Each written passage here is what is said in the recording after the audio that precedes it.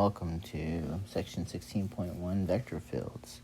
You're going to find that today's section is very easy, very short. We're just going to draw out vector fields, and then we're going to talk about the gradient vector, and which is not something that's going to be a hard concept. But today we're talking about vector fields, and so I'm sorry that all my podcasts are popping up right now. The vectors below are air velocity vectors that indicate the wind speed and direction at points 10 meters above the surface elevation in the San Francisco Bay Area.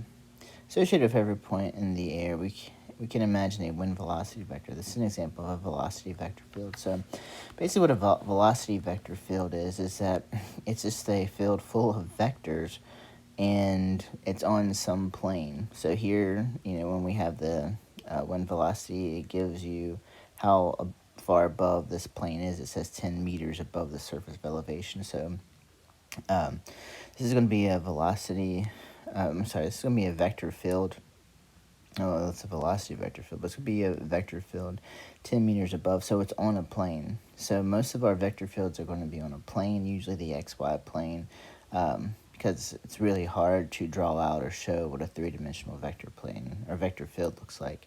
And I'll give you an example of that, but I'm not going to make you draw any of those because it's going to be really, really hard to actually see given the constraints of drawing this on a piece of paper.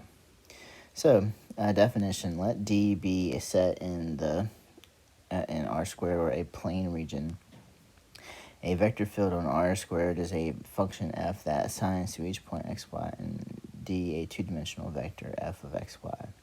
And so basically what these vectors are made up of, these are going to be vector functions, and we have the vector function f of x, y, and it's going to be made up of component functions. Each component, I, which corresponds to the x, and j, which corresponds to the y, are going to be made up of functions p and q.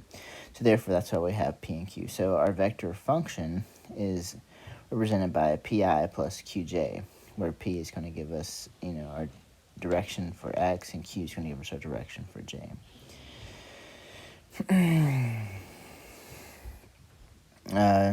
And here again is the three-dimensional vector field. So again, the same definition, but now we're doing it on 3 dimensions. Instead of having PQ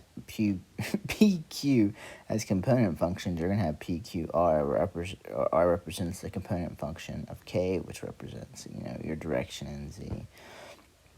Now, so what we're going to do when we graph these, we're going to have where we start our vector is going to be at whatever point that we choose. If I choose point, 0, 0, 0, then then initially our vector is going to start at the origin, and then when I plug it into my function, it's going to extend to, whatever output the function gives me.